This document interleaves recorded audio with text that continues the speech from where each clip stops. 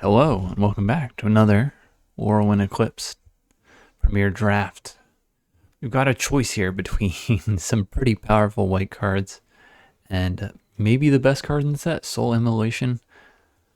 This doesn't have the highest win rate, but I would bet it's pretty high. I don't know what to take here, honestly. Johnny is the best white card. Soul Immolation is the best red card. Cumbered Reach Ray is great. I'm taking Soul Immolation. I'm curious, game in hand win rate of Soul Immolation is 62%, 62.7, so like actually number 11-ish. Whereas Johnny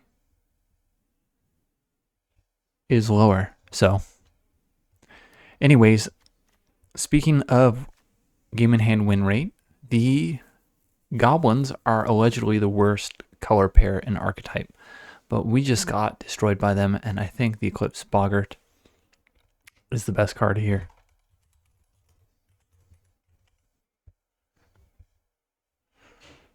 I mean, if we don't take that, what are we taking? Shinestriker?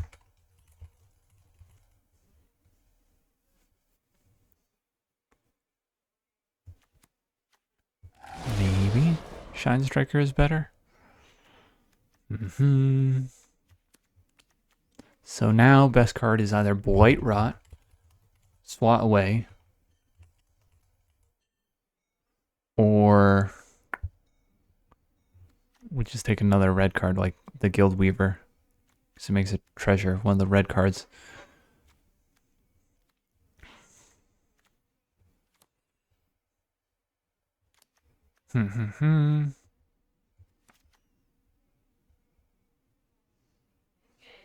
Let's take SWAT. The double blue can be awkward for sure. But it's removal. We need removal, and it can be especially efficient if you use it defensively. Flame Chain Mauler is going to be in our colors, and I don't think there's anything else that's really playable here besides a Wanderbrine creature. That goes exactly into Merfolk. Let's take the feisty Spikeling. Or the Elder Auntie. What do we think? Elder Auntie gives us black for Vivid. The Spikeling gives us white for Vivid.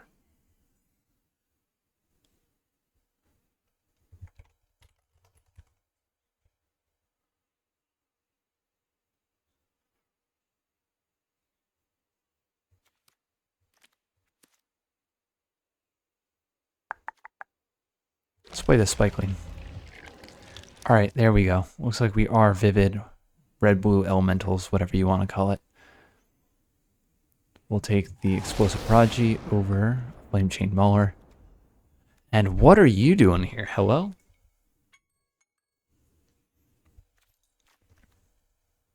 What are you doing here? I think we just need to ignore this. Pick 7 Morkant's Eyes. We have no black-green cards.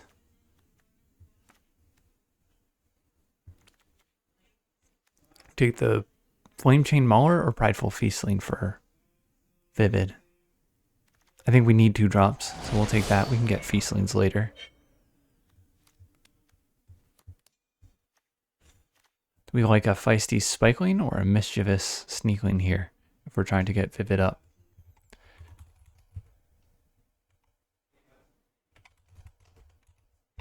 I think Sneakling to give us black for Vivid.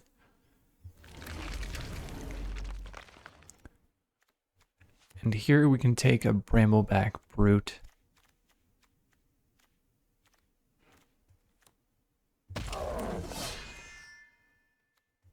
Stompling or a Wicker Maw. I don't love the Stompling, but it is green for Vivid. We get Tweeze out of here. We have to pass up on the Guild Weaver.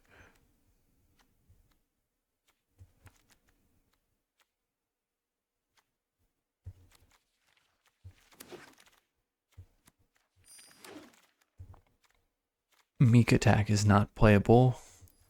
There's a Merfolk Lord here. It's too late to go into that. And we'll take SWAT away. and see either the Sentinel or Guild Weaver wheel, I bet.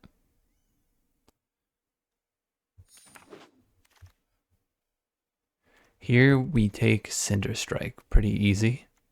First pick, second pick, maybe we play Runaway together or Graspling. I'm not particularly thrilled by either of these two. Sourbred Auntie is going to make black for our Vivid, but I think even outside of Merfolk, we've got to take the Disruptor of Currents.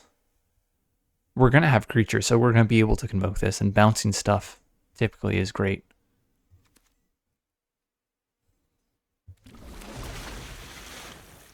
Okay, that is, I believe, still the highest win rate card in the set, Ashley's Command. And I could see why. When it's been played against us, it's totally wiped our board. Plenty of creatures with 2 toughness or less. Blighting can also put other creatures down. So I would like Temporal Cleansing. I would like the Tanafil Rhyme Speaker. But we've got to take Ashley's Command. Rhymekin Recluse is great. We unfortunately have to pass up on Sourbred Auntie once again.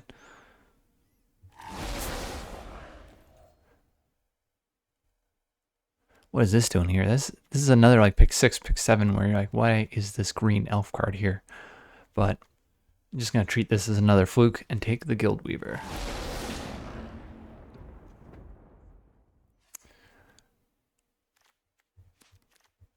I think Chaos Spewer is a more playable... Is it? We don't have any Eclipse cards to go fetch anything. Maybe the Chaos Spewer gets added. Goblin Glutton would also be alright. Do we actually have enough Vivid to play Rhyme Chill?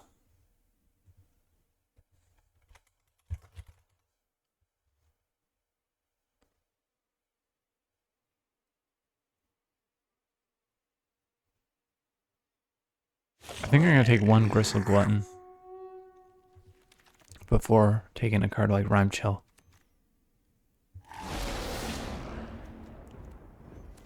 Run away together.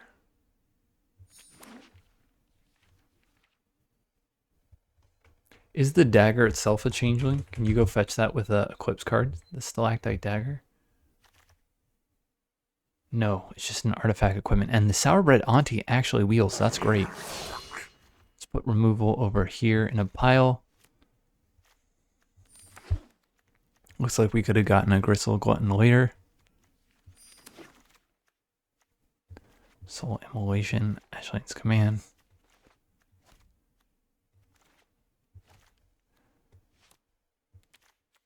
Six Cinder Strike. Goblin, Swamp, or Mountain. I kind of like the Eclipsed Boggart here. Gives us black for Vivid. It does hit all our mountains up. It does give us black, but I think we've got to take Cinder Strike over it. And then hope to wheel that, the Mischievous Sneakling, or the Wellguard. I think Wellguard might be okay. The only Convoke we have is one Temporal Cleansing Disruptor of Currents, so maybe by the time we come back around, it's not playable. And we could take another Shinestriker if we got really greedy with it. Or a Tweeze. How much removal do we have? We could use some more. We could always use some more.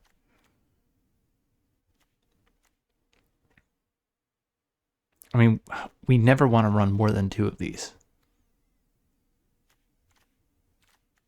Okay, no, we do have a lot of removal. Let's take Shinestriker. We do have Gristle Glutton to discard it if it's an issue.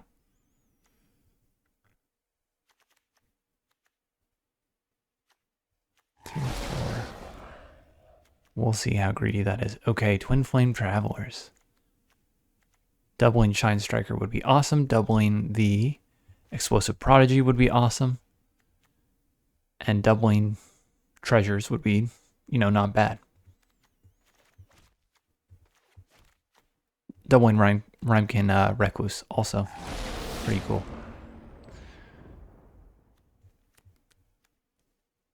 Elder Auntie will give us black for Vivid. And more bodies for Convoke. We don't have a ton of Convoke, just 2 cards. But it is the best card for us here, I believe.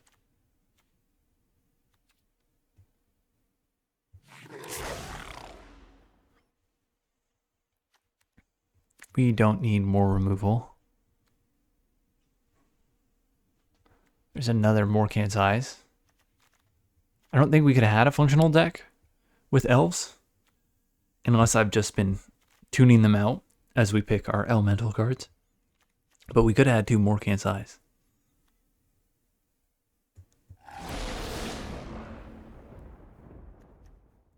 There's a good elf card. For us, it's Sourbread Auntie.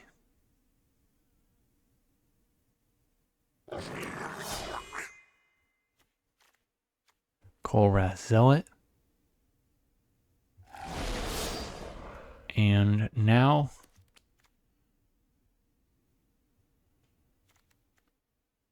this is technically an elemental. Do we take another Gristle Glutton? Stratosaur, 2, 3, 4, 5. Let's take the Stratosaur, but put in the graveyard, not the graveyard, the sideboard.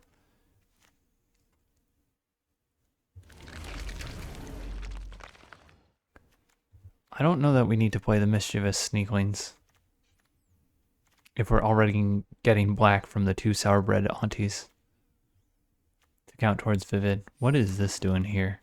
Bogslather's Embrace.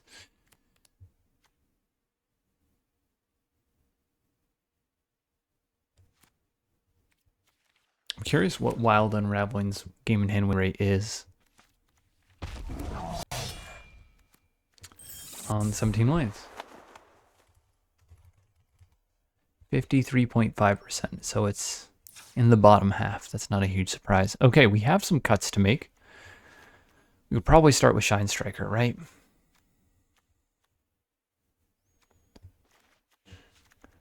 Temporal Cleansing, 2 Cinder Strikes. We have a ton of removal in this deck. The Stompling is really only nice for getting an extra Vivid for 1 Shinestriker. I don't think that's worth it. I think that's the case with the Feisty Spikeling as well. We don't have any Eclipse cards, so that makes the Changelings more playable if you can go fetch them.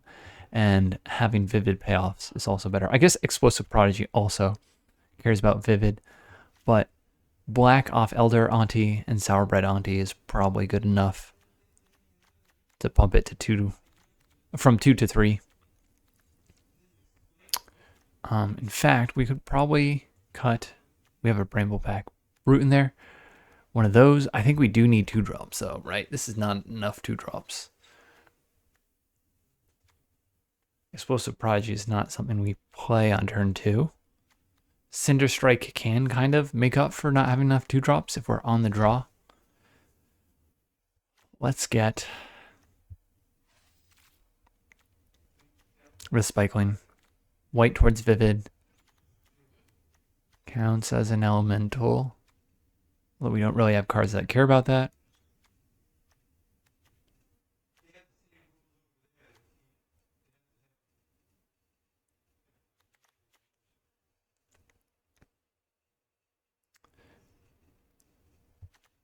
And I think it could actually be removal. We have 4, 5, 6, 7, 9 removal spells. We'll cut 1 slot away and see how we feel about that. 9, 8 seems correct. This is a low amount of 2 drops, but a Land Smoother may help us out here.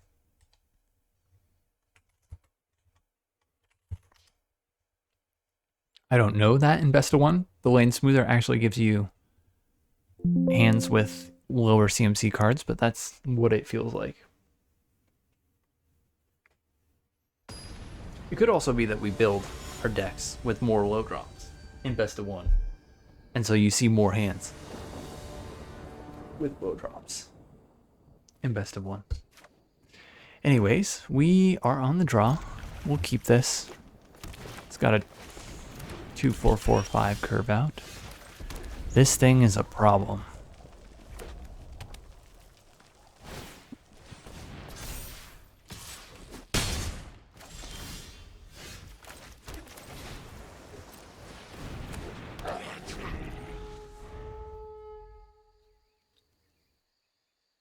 We need to kill this before it gets too big.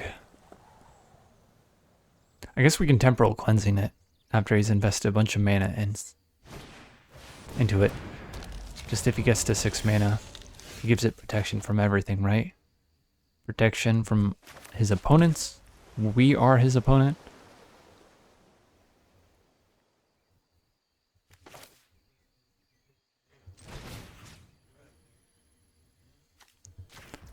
I think we send this thing back.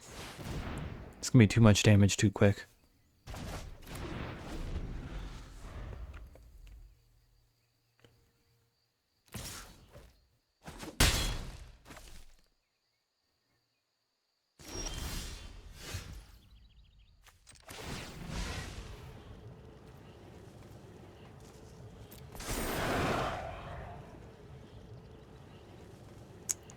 I guess we get rid of a Guild Weaver?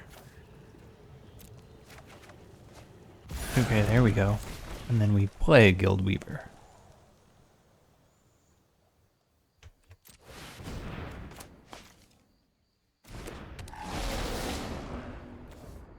He needs 2 green mana to turn it into a 4/5. Alright, well we still get our treasure token.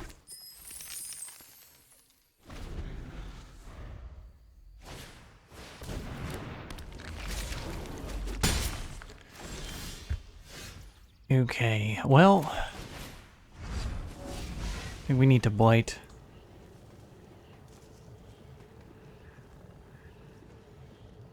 Kill this, drop a Sour Bread Auntie or a Guild Weaver.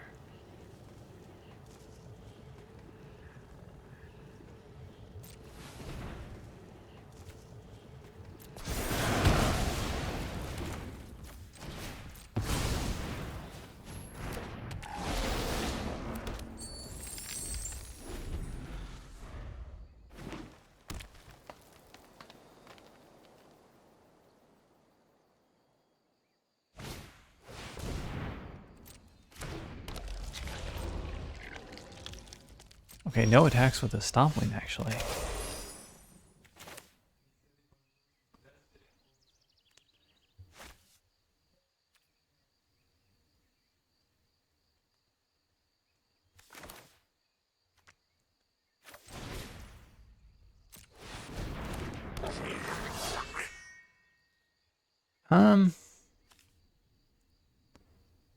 Yeah, let's put the 2 white counters on Auntie.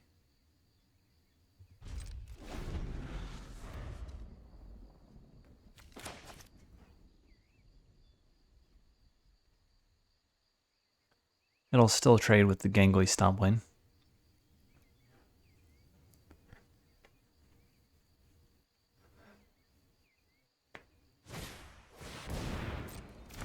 Ooh, we can destroy our treasure token. Boo.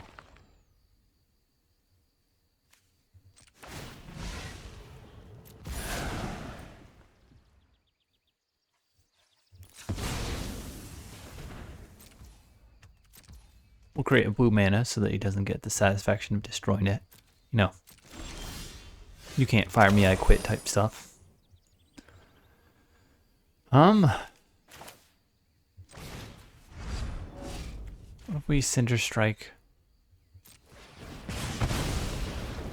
and start attacking with our Flamekin Guild Weaver?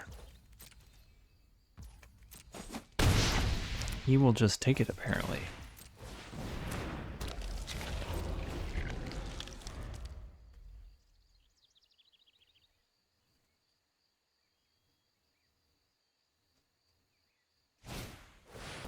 Lava Leaper, okay.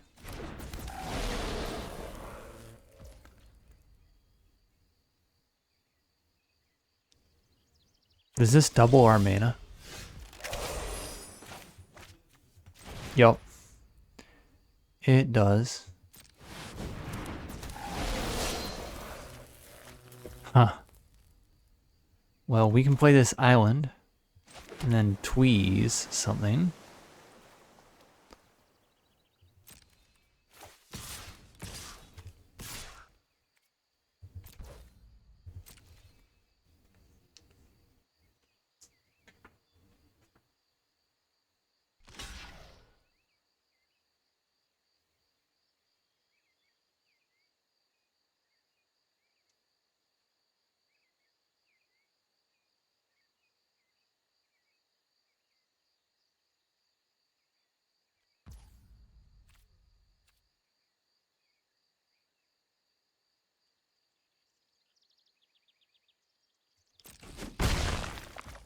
Okay, until the end of our next turn, we can play that.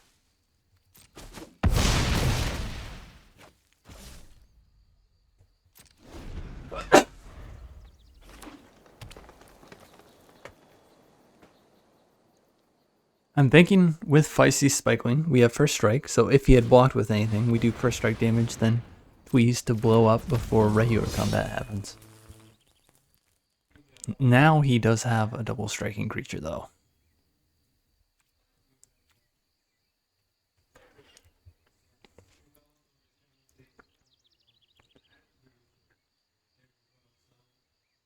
Oh, this is a giant, so it's double strike. Interesting.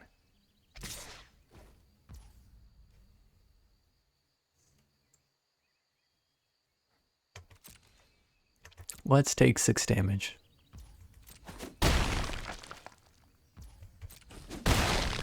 We may have to waste tweeze here if he plays something else out, and we can wipe his board by blighting 5 onto one of our 1/1s or -1/1s.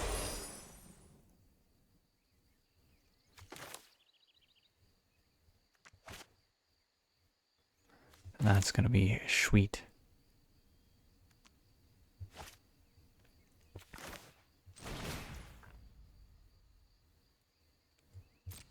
Start with Rhymekin Recluse.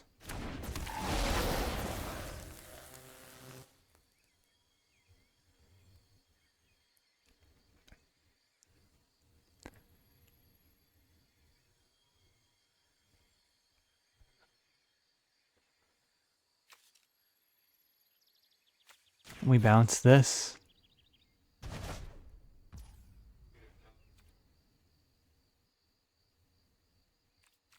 Two, 4, 6. Now I think we actually attack with everything but the Gristle Glutton.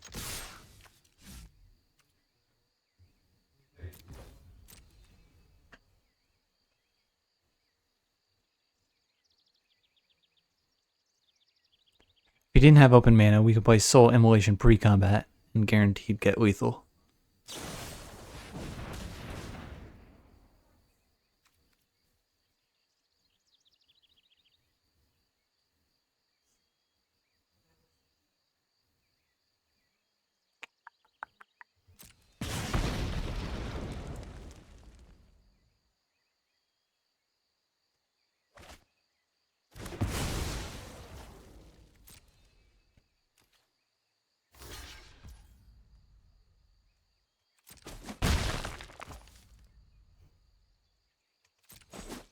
Does he go to 1?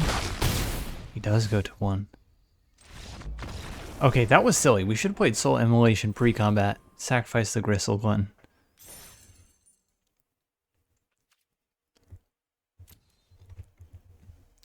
And swung out.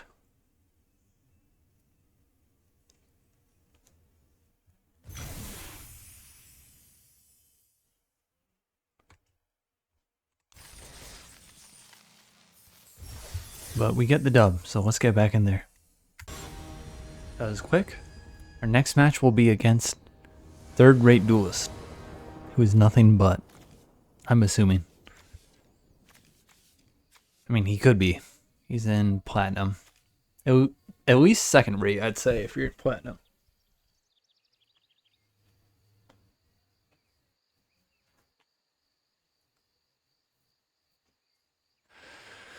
This looks like a mulligan. Temporal Cleansing needs creatures to be convoked. We have no play until turn 4. This is rough. No play until turn 4, unless we get an island and he attacks. Let's multi 5. This is tough stuff. Let's send that back.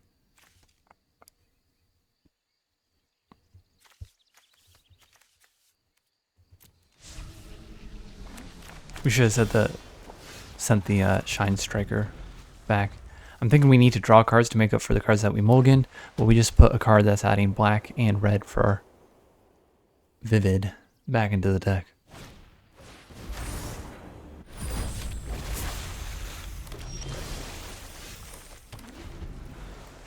And we're playing against a Merfolk that's going to have an explosive start with the Silvergill Mentors.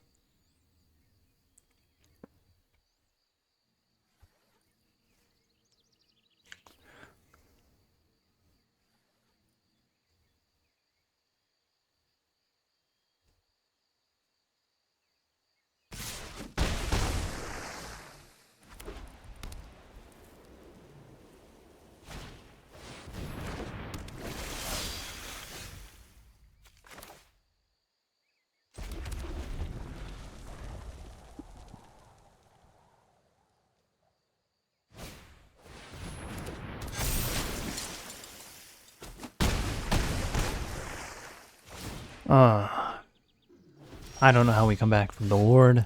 Multi 5. We'll try our best. We'll play the Guild Weaver here. I'm pretty sure we're dead this turn. If not next. I guess we can wipe his board with the command next turn. Actually, everything but the Vaulter dies. It's just we're dead. Okay, well, that's how it goes sometimes. You have no play until turn 4. Because you only have 4 2-drops and 2 3-drops in the deck. We have removal, though. Cinder Strikes that make up for that. Explosive Prodigy, Tweeze. Rhymekin Recluse, which is good for tempo and can make up for not having a 2-drop.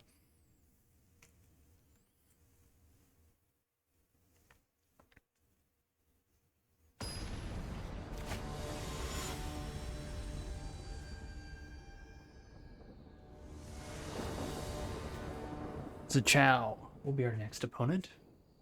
Let's keep this. We've got a 2-drop. We've got 2 of them, actually. And this is 3 colors for Vivid.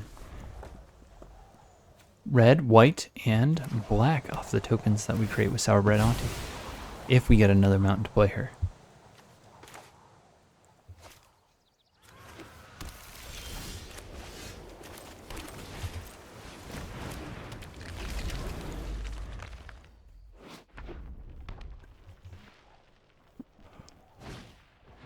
Okay, say goodbye to white for Vivid.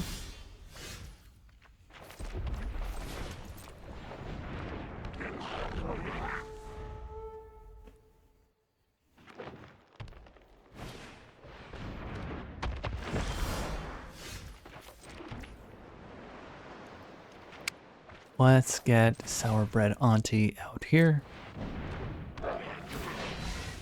White twice here, and we can still attack through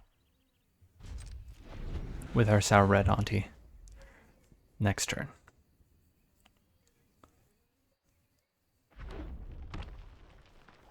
Hopefully he taps out for a 5-mana play that doesn't have an ETB effect, and we get to bounce it with Disruptor Currents. No. Blight.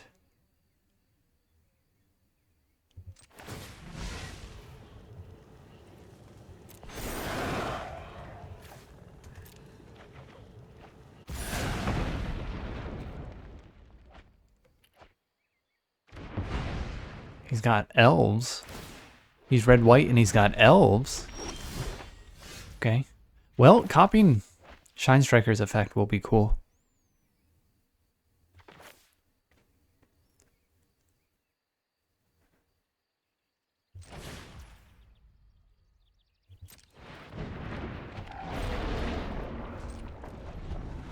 Assuming we get to live. Drawing 6 cards would be nice. We just need to survive 1 turn with Twin Flame Travelers. He's hovering it like it's not going to. I don't want to discard either of our cards, so we'll just let that die.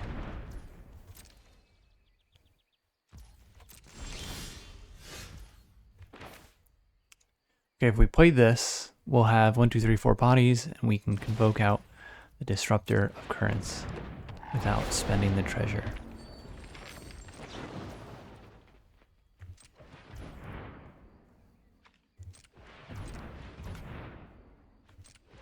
Oh, except that we need blue.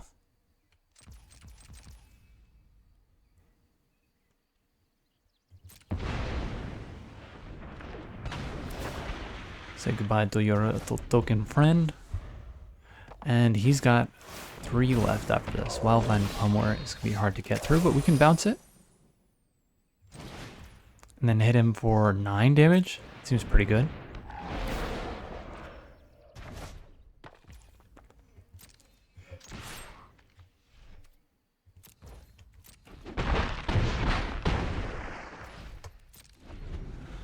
He's casting that because he only has green for 6 mana.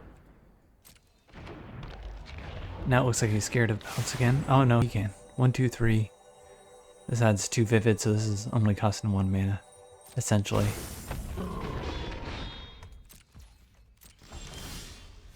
Now we get to play Shinestriker. Alright.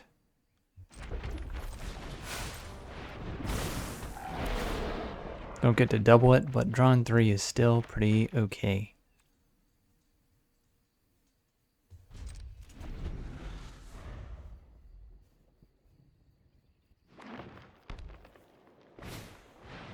Bree. Bree needs to die. We will blight something with Cinder Strike to blow up Bree.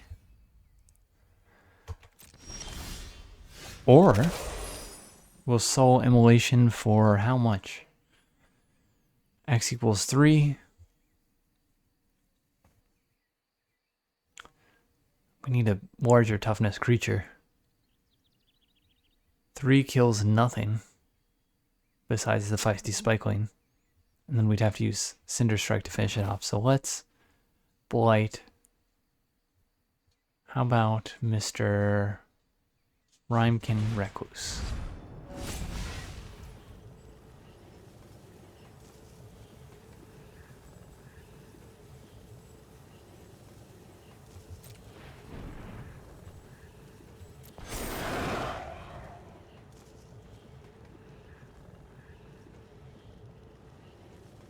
Does he have protection? The +2/+2 and hexproof? In his red-white deck? That I guess is probably green main if he's playing Great Forest Druid. He just played his lands out of order. And he does not, so we play the Flamekin Guild Weaver.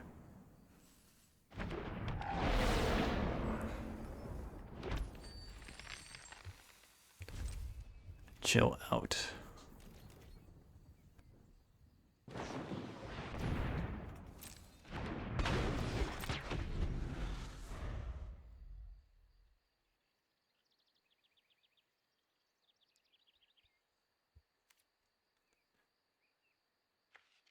Elves, giants, and tree folk. Oh my.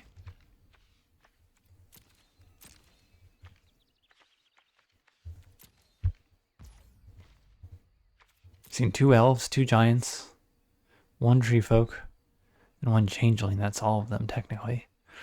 Do we ditch an island here? I don't know if we do that just yet. Okay, let's drop Elder Auntie.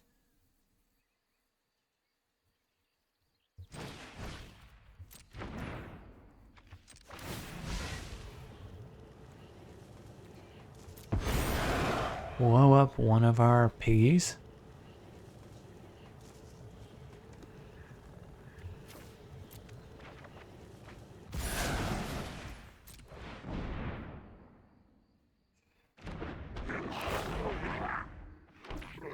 And continue to chill for now.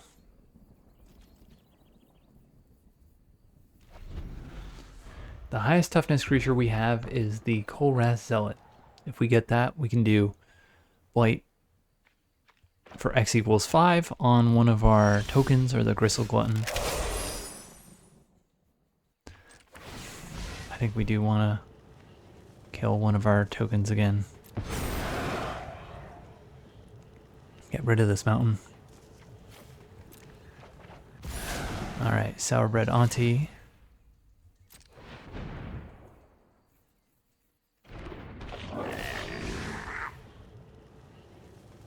Or 3. Keep her 4-3. And put this on our 3-3.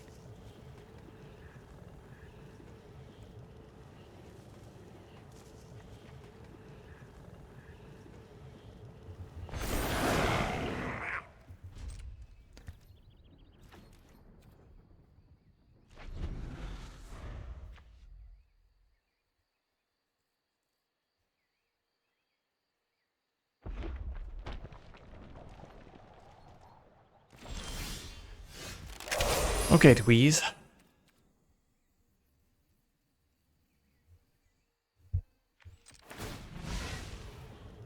I think we're really just trying to find that Kolraz Zealot.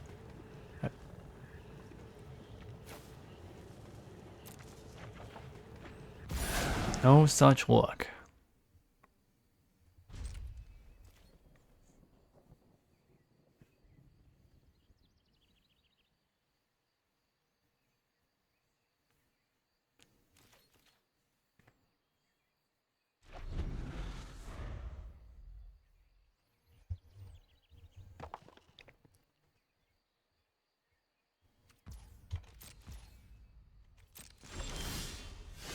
Alright, we'll drop another Guild Weaver.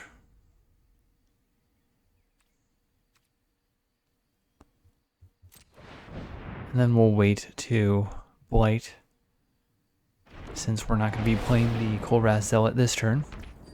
If we draw it 4-5, we will be 1 mana short if we pitch the island to do that.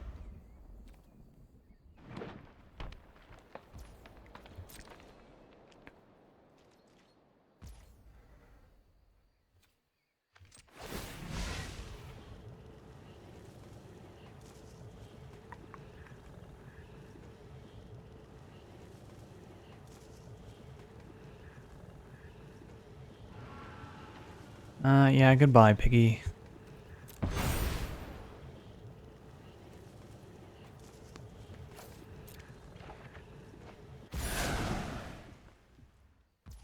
Okay, Temporal Cleansing enables some attacks.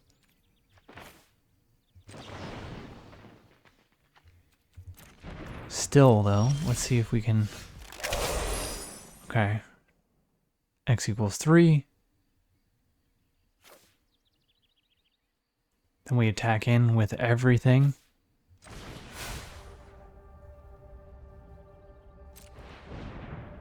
So I'm thinking we blow up the Dawn's Light Archer. It's kind of crazy he hasn't committed to the board in quite a while. I don't know of any board wipes besides Soul Immolation.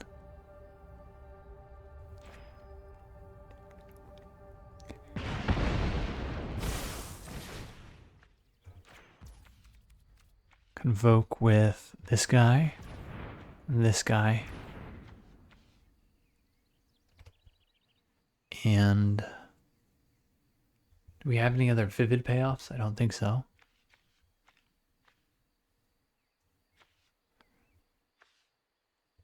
One, two.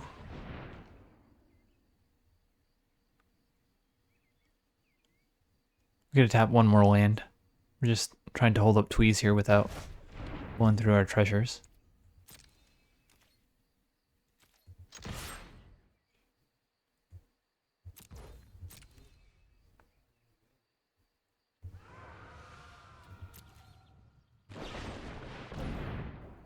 That's fine.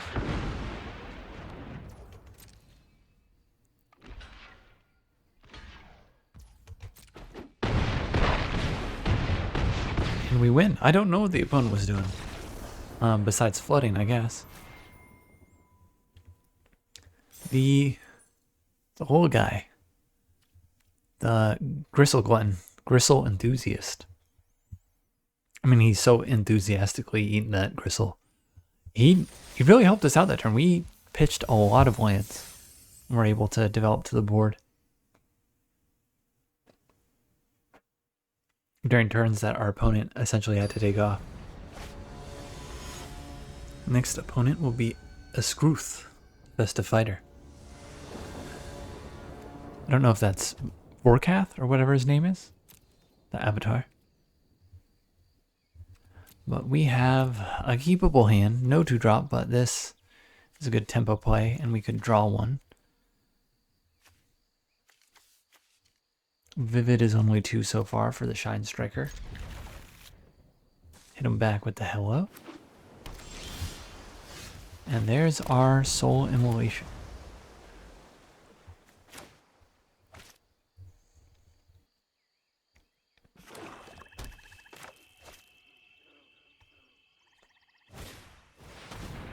Oh, what does he take here? He knows that we have Soul Immolation now.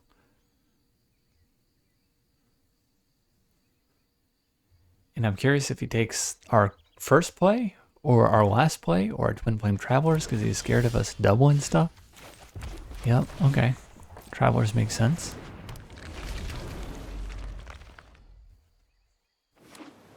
And now Vivid gets to be 3. So he doesn't blow up the Spikeling.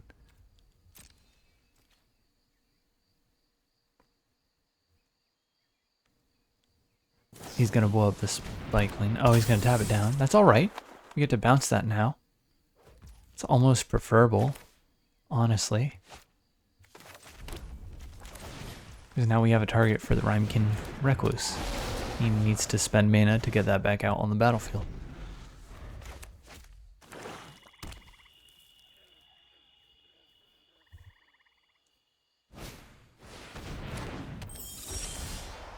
See if Voracious Tomb's gonna...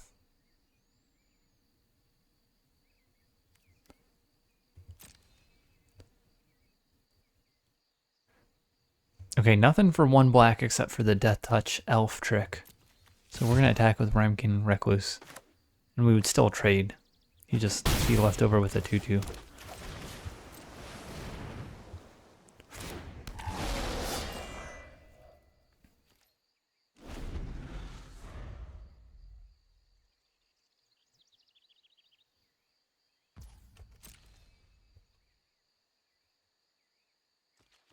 He will draw a card off Flashing in Glamourmite here.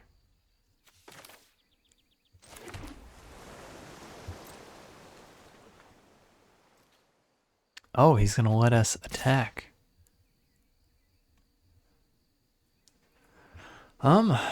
We kind of want to keep Recluse for whatchacall. For Vivid. So let's attack with just the Flame Chain Mauler.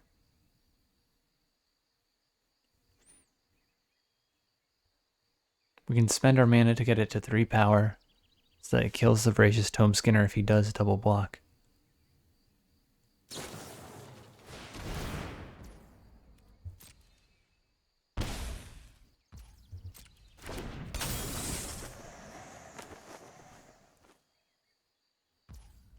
Alright, and we'll give this... Are we willing to trade this for Glamourmite?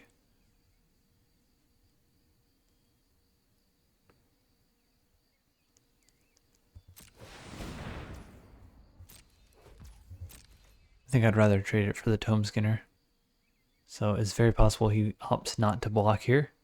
Just lets us do 4 damage.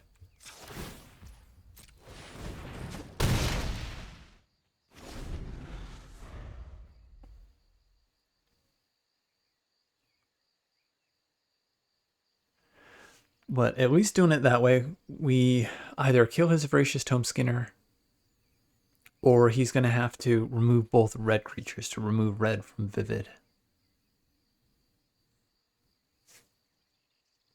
Like if we traded for Glamourmite, then he just blows up our feisty Spikeling, and then our Vivid is 1 off blue, and that's rough. Whereas here, now he's got 2 targets to get rid of, otherwise we're getting blue Vivid off this at a bare minimum, and then red from one of these to draw 2 cards. 3 if the Spikeling lives. And the Spikeling is also our least valuable creature in terms of stats. Alright, what's he gonna do? This is one of the rare blue-black cast spells on your opponent's turn decks we've run into. Before attacks, Let's just play Shinestriker.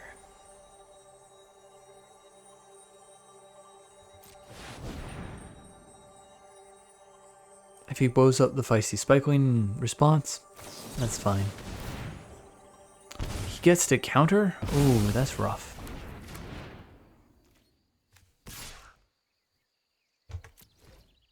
Okay, we'll trade the Recluse now for Glimmermite. We don't care about Vivid for any other cards besides the Explosive Prodigy.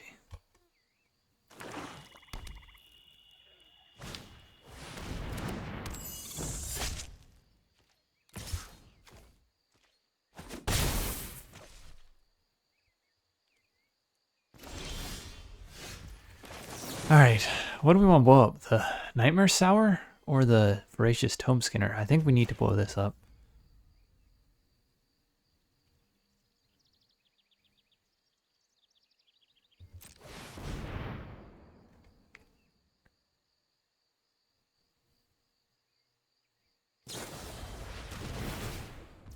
That's pretty good for him. Yikes. Okay, he did the thing. He's been getting the payoffs, and it has destroyed us. He had Hand Knowledge, countered our 6 mana play for, what, 3 mana?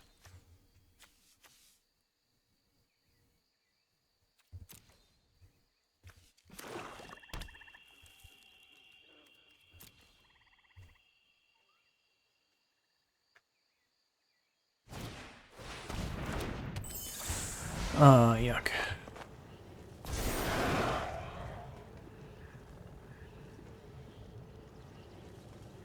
I mean, Soul Immolation is how we get back in this, right?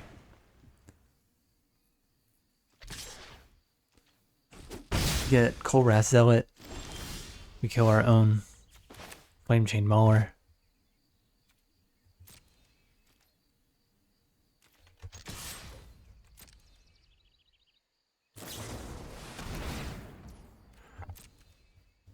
He's absolutely going off with this.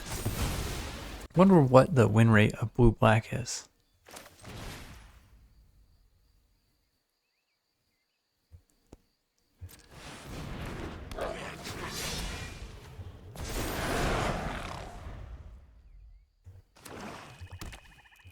Color data.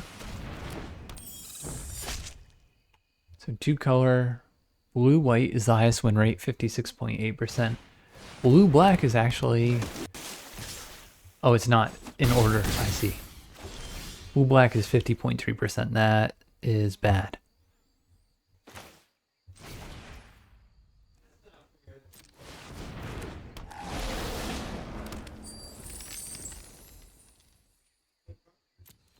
Okay, well, next turn we can play Soul Immolation for 3. Sacrifice one of our Goblin tokens and wipe his board at least.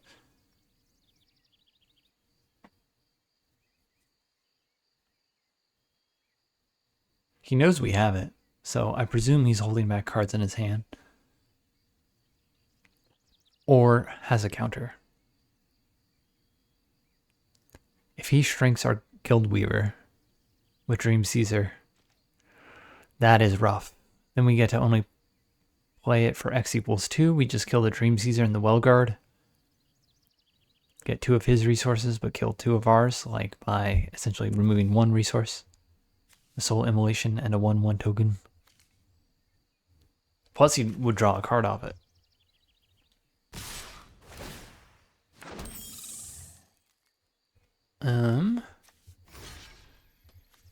Three, 5, 7, 9. He's making it look like he doesn't have anything for Soul Immolation.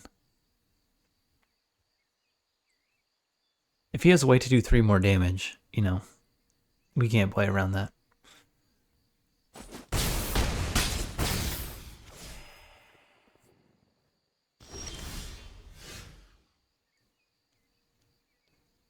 Don't blow up Guild Weaver. Or shrink it. He's going to shrink it. He just needs to play anything.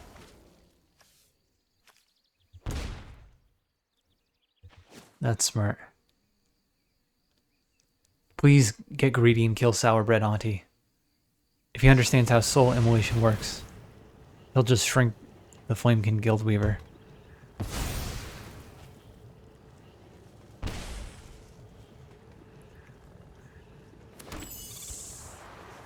Oh no, he makes us discard it? Are you doing this before the draw phase? Respect. This was very tight play from the opponent.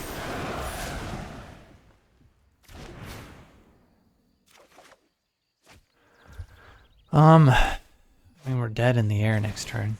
I mean, let's see what we get.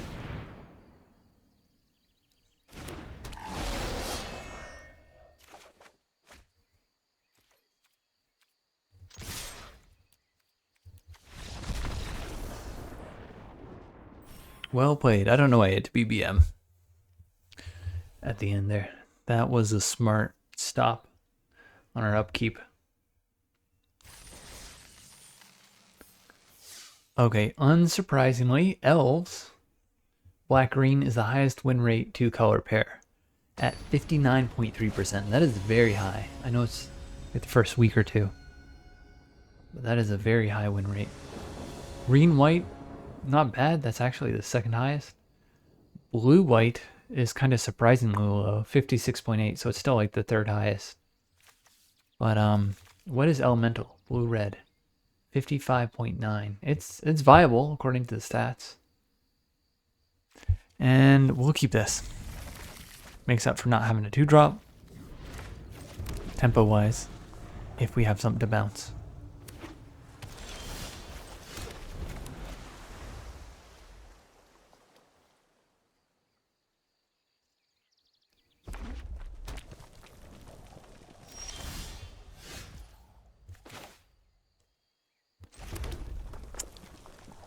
And we'll just play the Reckless out as a 3-2.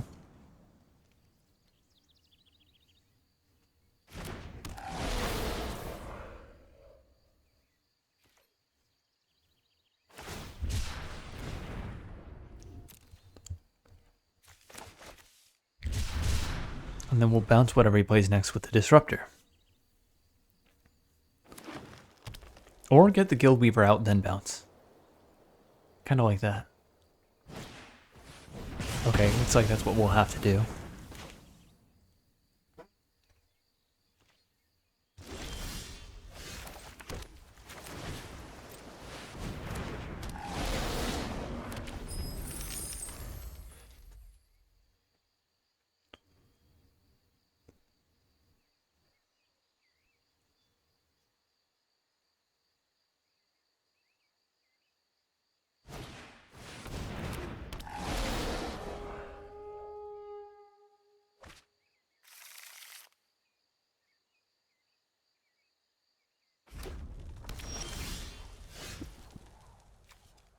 I would not have minded one of those Eclipsed Flamekins.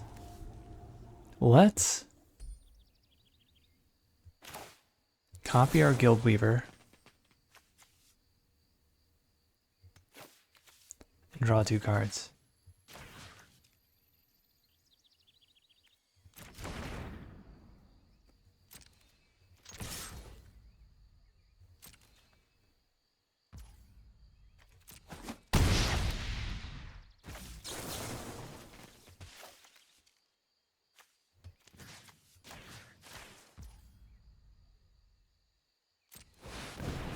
I think the 2 damage to all of your opponent's monsters is going to be bad against a elemental deck, because almost all the elementals have 3 toughness or greater. This is an exception, but Guildweaver has 3 toughness. This has 4.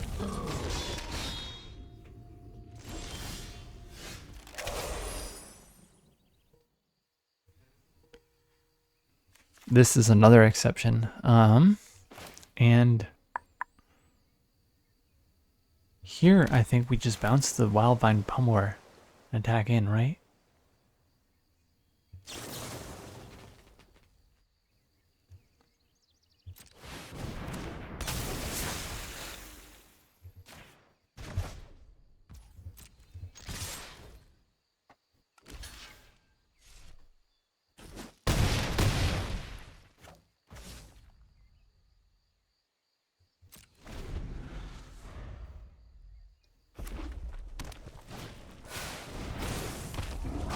Okay, expensive. This has not been good in my experience. I've tried playing this and I haven't gotten this cheap enough where it works out well. It's also the thing where like when you do get it discounted, it's very, very late. And the discount doesn't matter. We played it for like 3 mana and then just didn't use the other 4 mana, so it didn't matter that it was cheaper. Here, we could swat away and then attack in again. I like that. He's kind of in trouble if we do that. If we do that, we have 8 trample coming at him. And if we do 2 damage here, he's guaranteed going to take 6 trample and then die unless he has something for 1 red. So this might look a little funky, but we're going to Explosive Prodigy, do 2 damage to the Flamekin. Alright. He actually is done. And that's why that card is not great. Spent his whole like turn 5 and turn 6 playing it, and then we just spent part of our turn swatting it away, sending it back to his hand.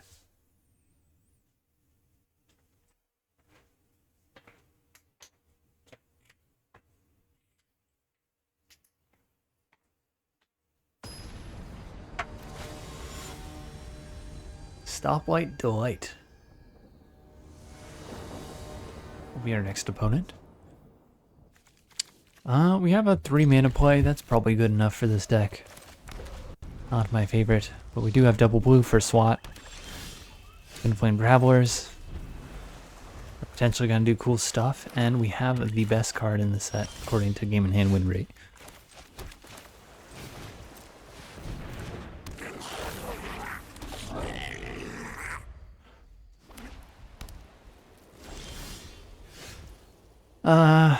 Alright, well, let's attack here. Missing a land stinks. We can at least play out Flame Chain Mauler. This is triggered, not activated, so we wouldn't copy +1/0 and Menace if we were to activate it. The Twin Flame Travelers. Alright. What do we even toss? Please. I guess Sourbred Auntie, if he plays that X3 creature. Black-white means he could have big tree folk, though, with big booties. That Tweeze doesn't blow up.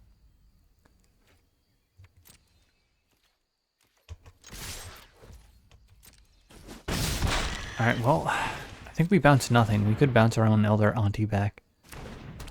Well, I think we just send nothing if he's gonna do nothing. It's possibly another one of those decks where they're playing crazy colors. Or my other theory is he's got a handful removal and he doesn't want to use it on sticky old 2/2s and 1/1s.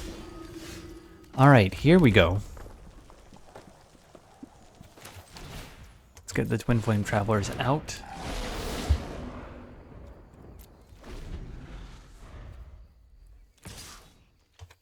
And we'll take 5 so that we can double create treasures off the Guild Weaver.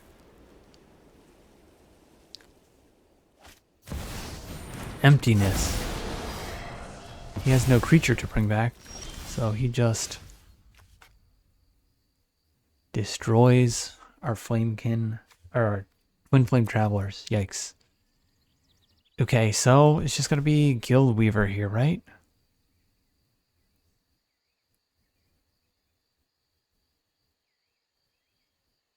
Or do we play Sourbred Auntie, make a bunch of chumpers?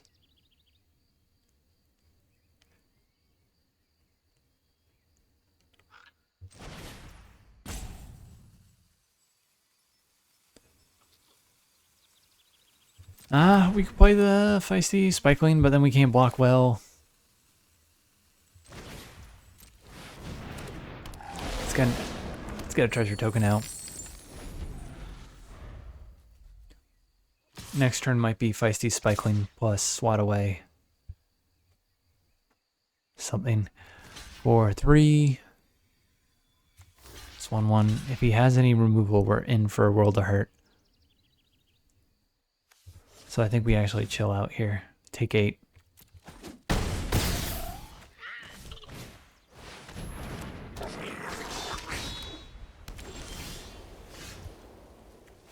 Okay, 6 mana.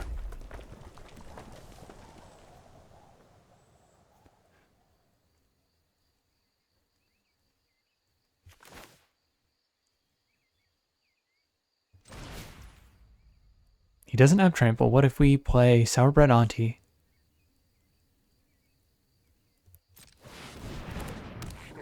Blight her. Play the Spikeling. And chill out. He'll be taking 3 damage whenever he doesn't blight.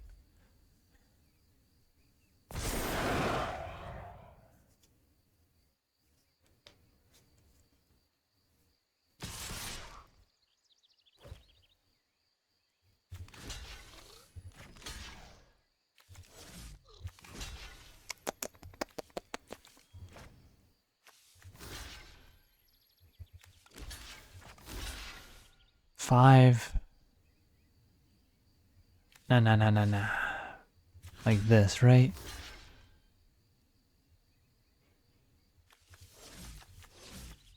Like this. Then like this.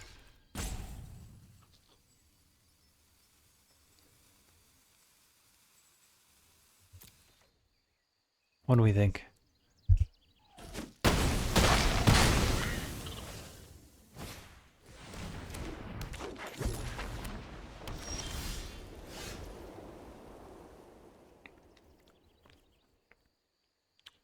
Swat away, and we can tweeze his emptiness.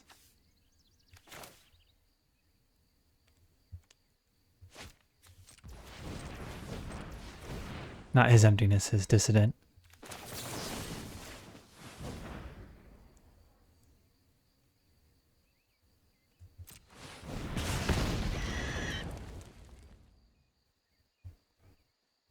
Because we don't care about the Flame Chain Mauler. Well, we need an elemental to copy. It's better than nothing. We could copy the Feisty Spikeling.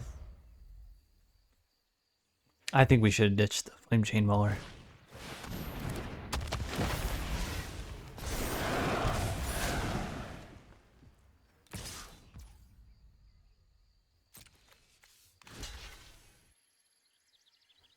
Two, 4, 5, 6.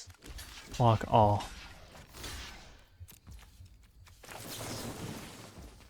And then not actually do that.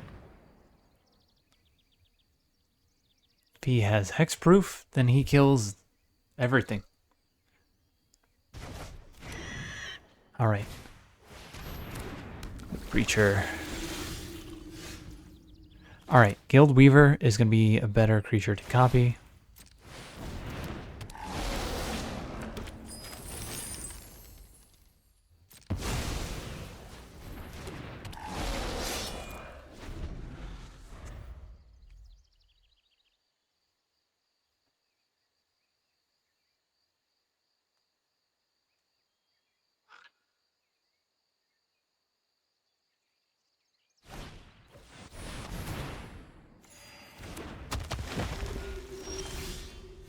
Hmm. 2 damage kills just an emptiness, and a Wanderbrine Preacher. I think I would rather copy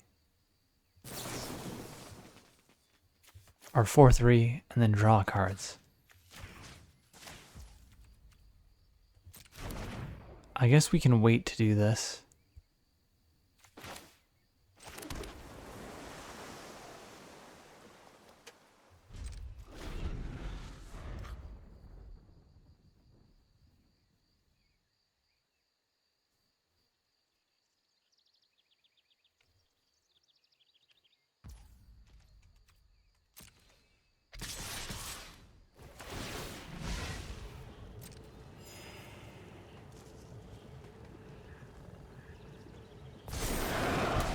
By emptiness. I think we'll take 5 from the Celebrant. Block the Preacher like this. And then he kills 3 creatures, but 2.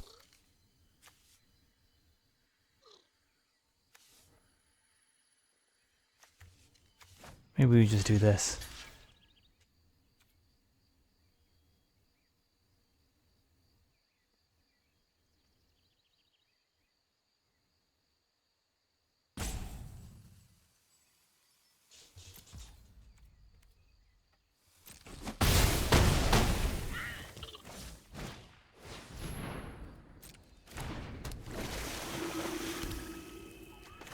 Okay, let's go for it. He's got one card in hand.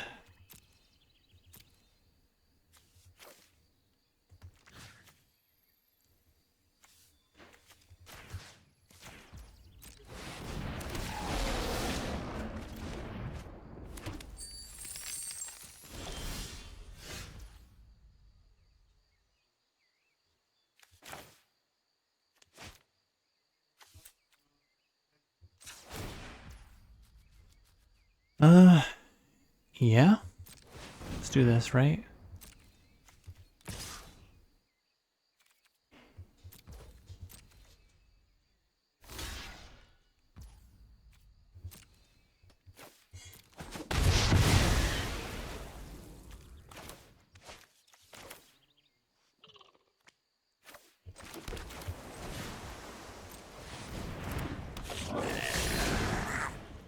Four, three, 4-3. If we killed one of our 1/1s here.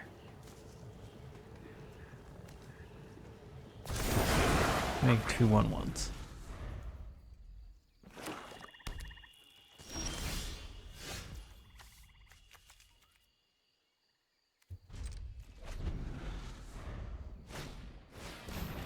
Okay, we do have a Gristle Glutton to toss these lands, potentially. I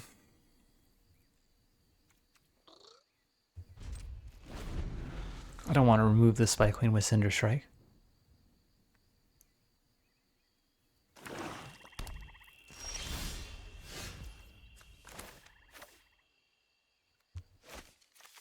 Maybe one land is correct here. We'll see. We have 9 mana, that's probably enough. We can pass quickly. I do like that we're passing quickly, at least, if we're going to flood. I don't need to take extra time. Another Spikeling. That doesn't change attacks, I don't think. There we go.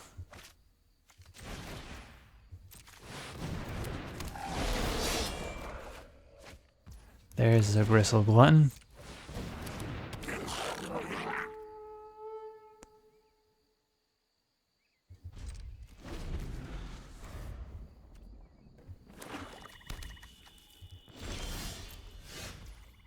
One, two, three. Alright, if we attack with a 6/5, you could double block with a Spikeling. And we kind of still need it for the Soul Immolation. Okay, 1, 2, 3. 1, 2, 3, 4 damage. I guess we just continue to chill here for now. Wait till we get Blight Immolation, and then we still don't blow anything up. Let's attack with the Zealot. How else are we punching through damage? Sure.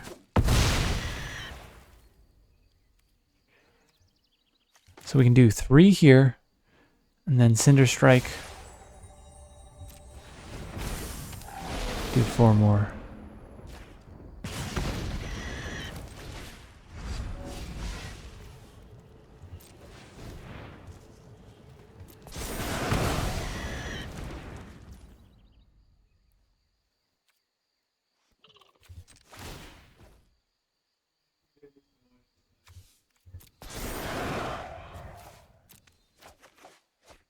There's the Soul Immolation, that's kind of funny. And let's end the turn. We don't need to cast it this turn. Eclipsed Boggart.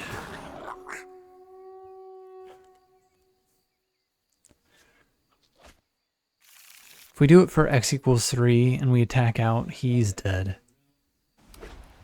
Yep, we know his hand. He can block 2 damage at most.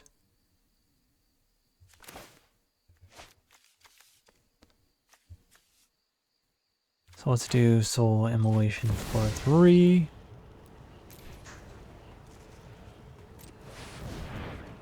Kill our 1/1.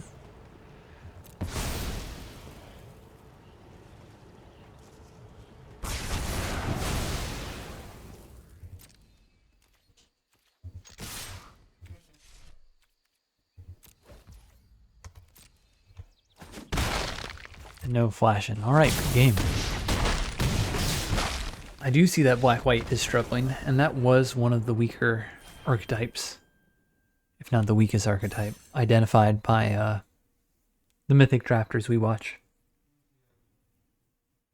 It just looked like the good tree folk are too far and few between. Like, there's some good tree folk, but they're typically like uncommon.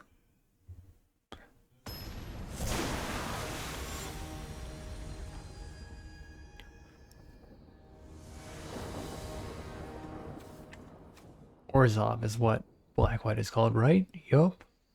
50.5%. That is the lowest win rate, along with blue-black. Close to 50% on 17 lanes is pretty bad, because 17 lanes players are typically going to play at a higher level than the average player. Most cards, like the average win rate of cards does not average out to be 50%, because only players with 17 lanes installed report to 17 lanes. Okay, let's drop, I guess, the feisty Spikeling, because it can attack in.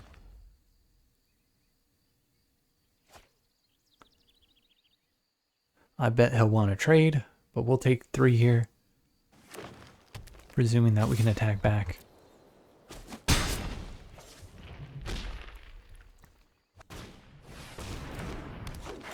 Speaking of high win rate color pairs, green-black being almost 60% is wild.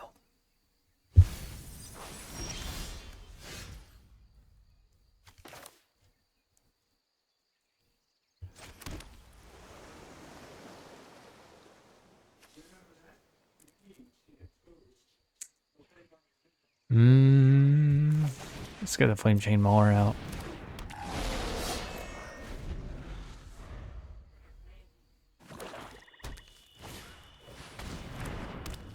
More Can't Eyes, yikes. We're in trouble. We don't have enchantment removal.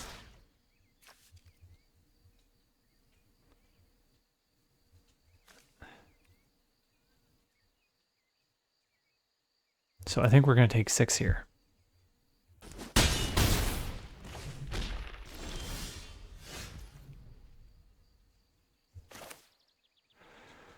Missing a land is rough.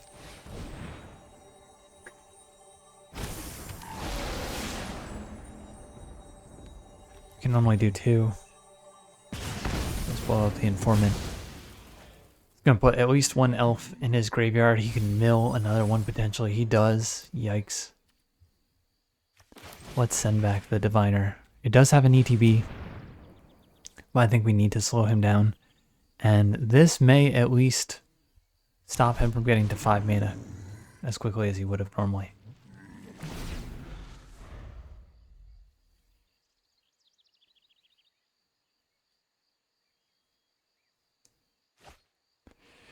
I think what we really need to happen is we need to have Ashling's Command in hand when he plays all his 2 toughness creature tokens off Morkant's Eyes. I guess the other thing we can do is Soul Immolation, right? We can just get a land. That'd be nice. I think we're going to have to actually cast this to go get a mountain.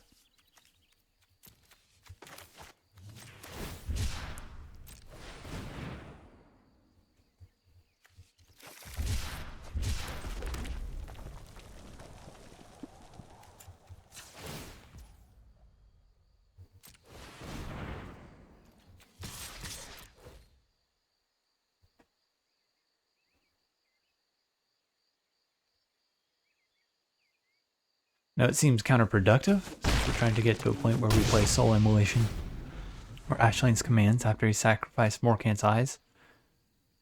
But I think not trading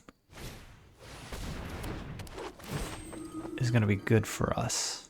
We need to apply counter pressure so he doesn't feel like he can just attack and trade at will. All right.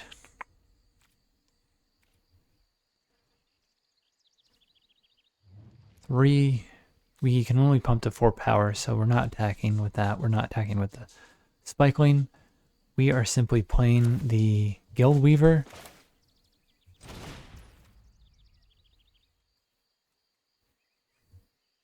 And passing.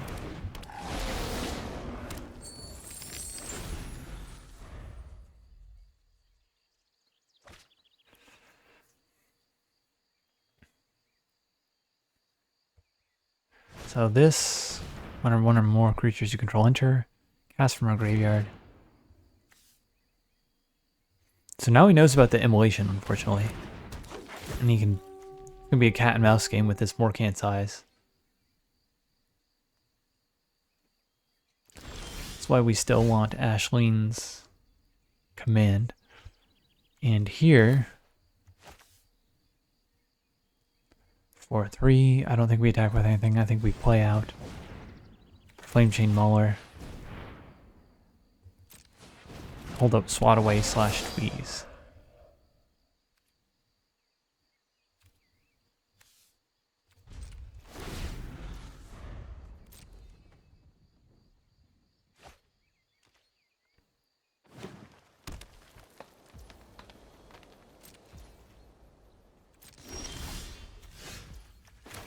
Alright, let's just drop another Guild Weaver.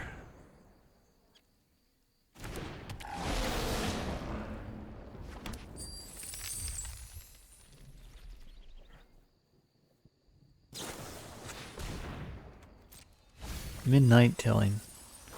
Okay, yikes. That will trigger his Twilight Diviner. What does he do when he triggers it? He copies the 2/2 elf token that he makes.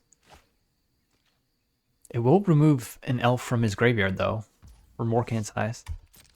So a little bit of a nombo there. Tristan is a problem. Why is he not playing Tristan out? Is it just because he's scared of Soul Immolation?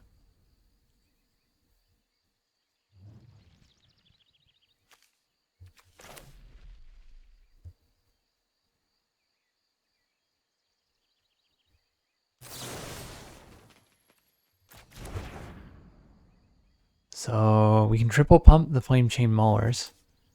Let's start there.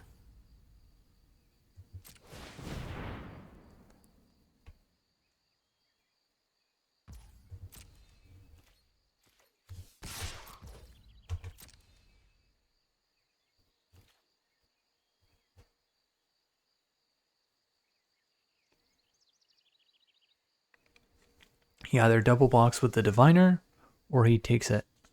Because I don't think he's double blocking with the Graveshifter and Foreman. Oh, he does? Okay, we'll do that.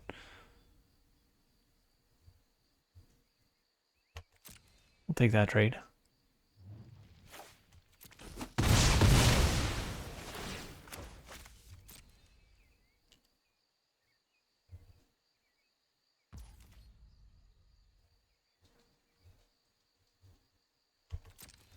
Now we'll hold up Tweeze, Swat Away. Yep. Probably attacking with the Flamekin Guild Weavers next turn.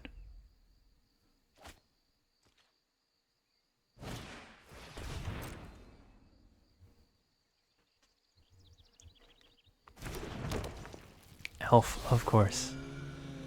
Target creature of the given type. What can you get back? The Stoic Grove Guide.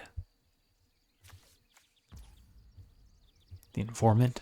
Lisolana. Alright, let's ditch a mountain here.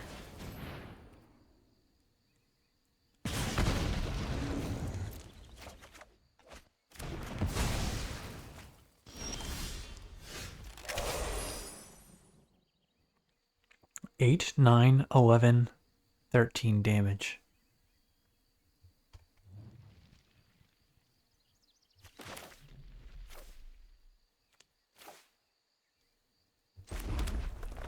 I mean,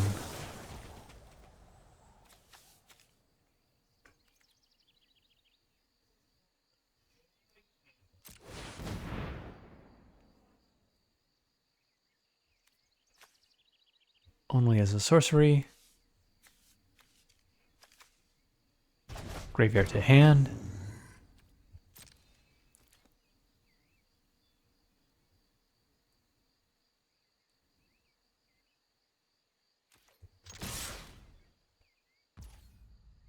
8, 9, 11, 13. Do we spend a treasure to do an extra damage here? I don't think that one extra damage matters. But we'll see.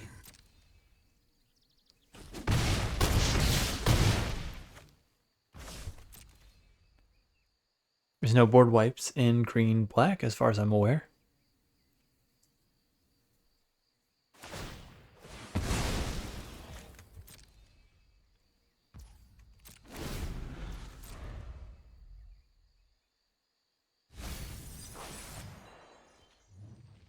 Morgan's eyes won't matter because we got soul immolation. He knows that.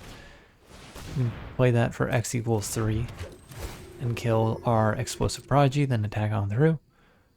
That being said, I don't think we need to do any of that. That was oddly played by the opponent. I think we navigated correctly against a strong archetype. And one off the fact that we have soul immolation and Ashling's commands. I think those were our 2 outs. Against a strong elf deck with Morkant's Eyes. That card is a problem.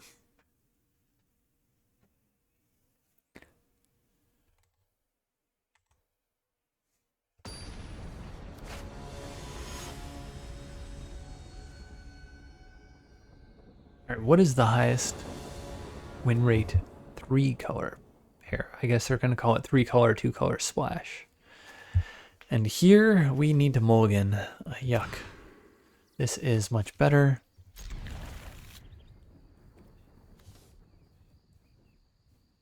Do we actually put soul immolation back? 2 mana, 2 mana. Yeah, it's our most expensive card.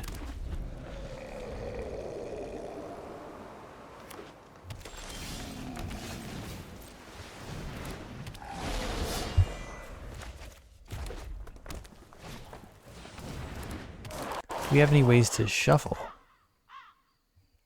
The Kolrath Zealot could do it.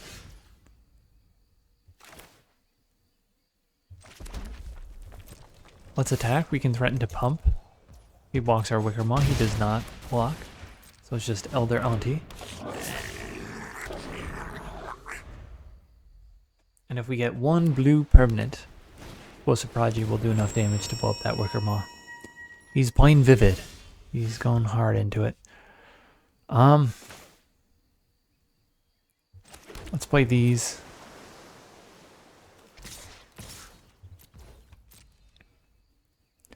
If he blocks Elder Auntie, he doesn't, then we get to finish it off with Explosive Prodigy.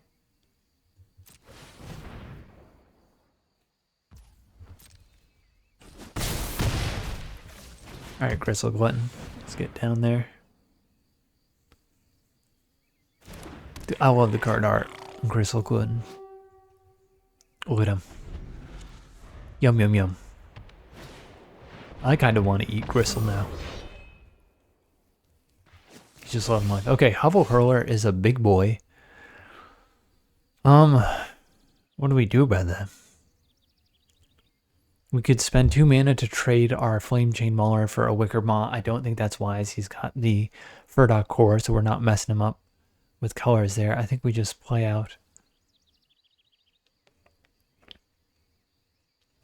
But he would double block and we could kill the Hovel Hurler. Is that worth it? 4 mana and a Flame Chain Mauler to blow up the Hovel Hurler?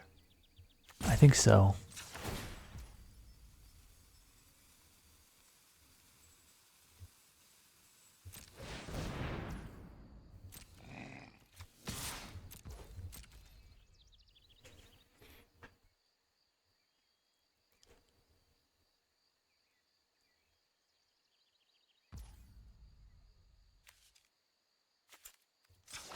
Alright, let's just do maximum damage then. He's not gonna block.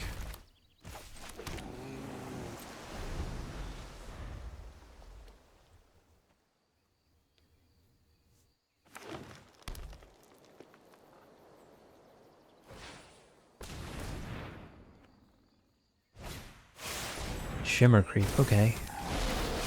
He's getting 4 life. That's a big swing. Doing 4 damage to us. No blocks is fine, I think.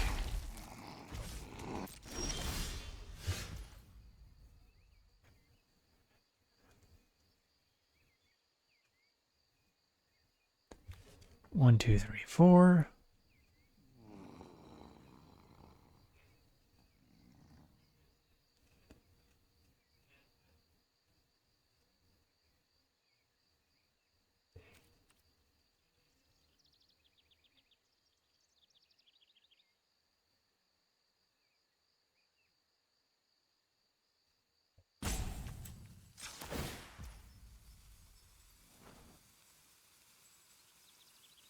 So if we do this, 3 power, we trade with the Shimmer Creep. If he double blocks.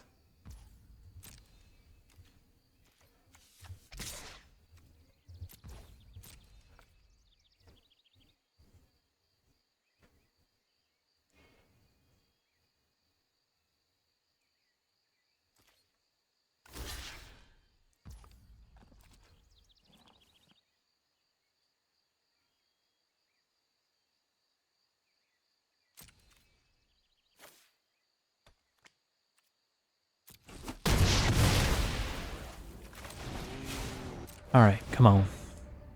Don't have protection, please. Cool.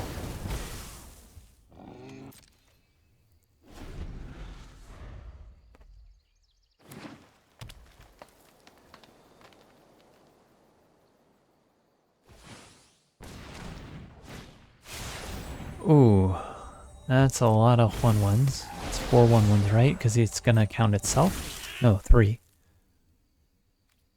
Black, red, white.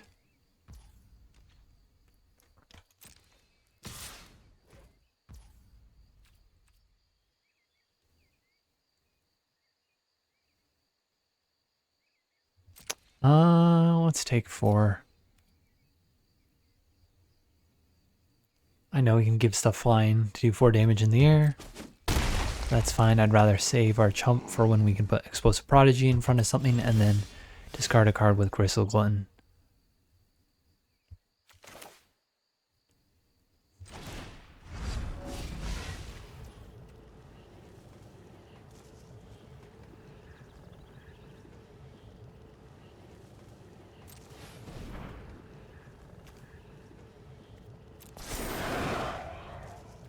Not hitting a land is a little unfortunate.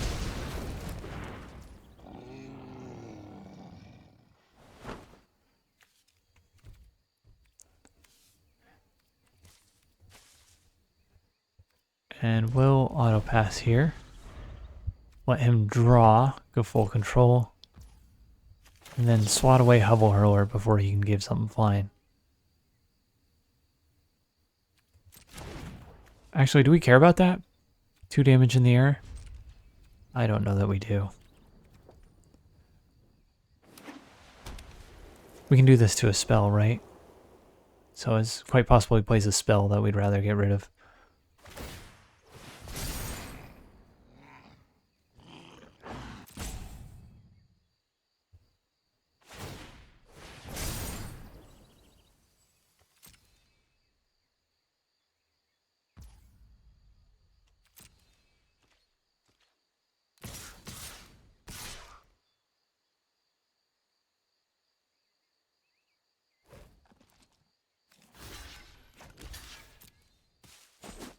Oh. Wait, why couldn't we play Swat Away? What just happened? Why did it pass? We declared blocks? Were we holding spacebar? Uh-oh.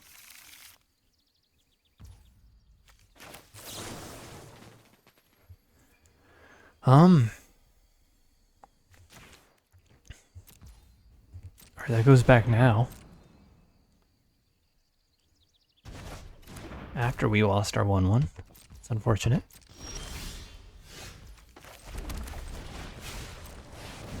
Alright, Shinestriker. Draws 3 cards, please. Cool.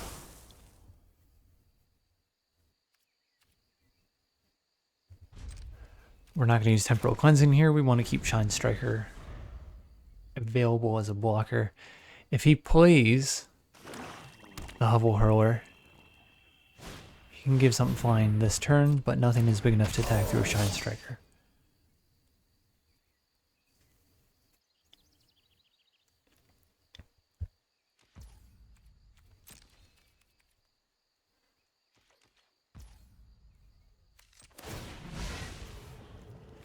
I think we get rid of this mountain now. Cool. We can bounce either a token to kill it or Hovel Hurler to slow him down.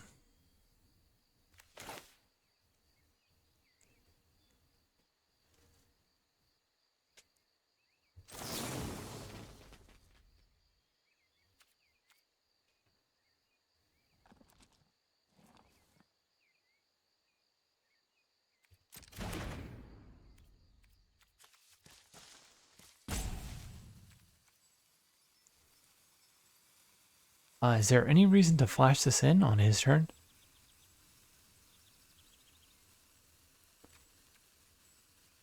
Yeah, I guess we let him give stuff flying.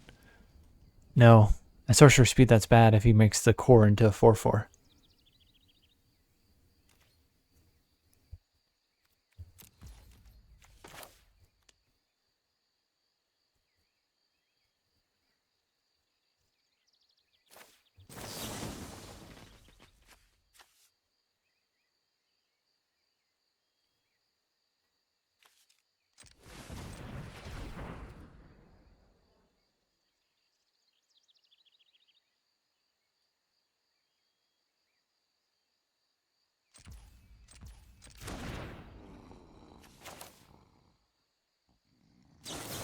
I think the Convoke doesn't matter, right?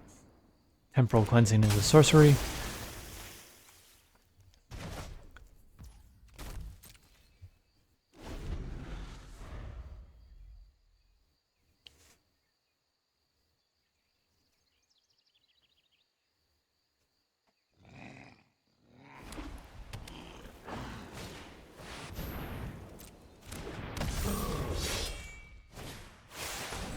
Puka's Eye. He needs to have all 5 colors to play this thing, but he will off Wickermaw after he declares what color? He's got green, white, red, blue, and then he just turns Wickermaw black.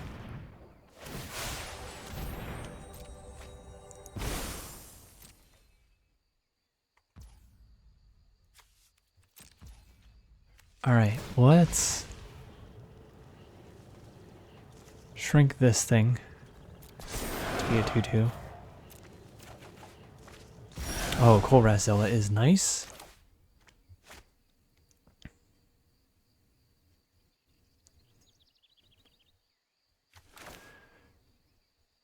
If we play an island, we can play Cinderstrike as well. Do we want to Cinderstrike anything? Not right now. I don't think so, not right now.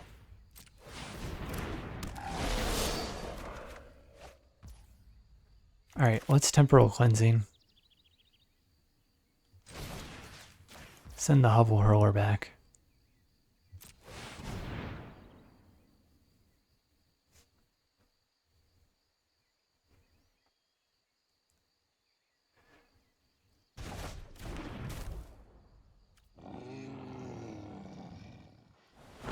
We do actually have to chill here. If he attacks out, we're in trouble. If he turns the core into a creature, then we just die.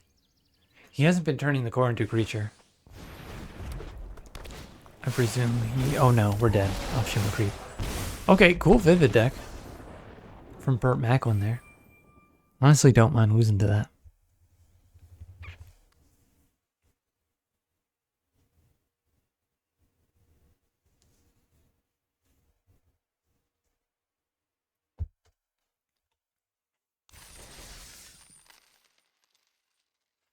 Five wins, we go gem positive. And I think we learn more about the elemental deck. So good games, we'll see you next time.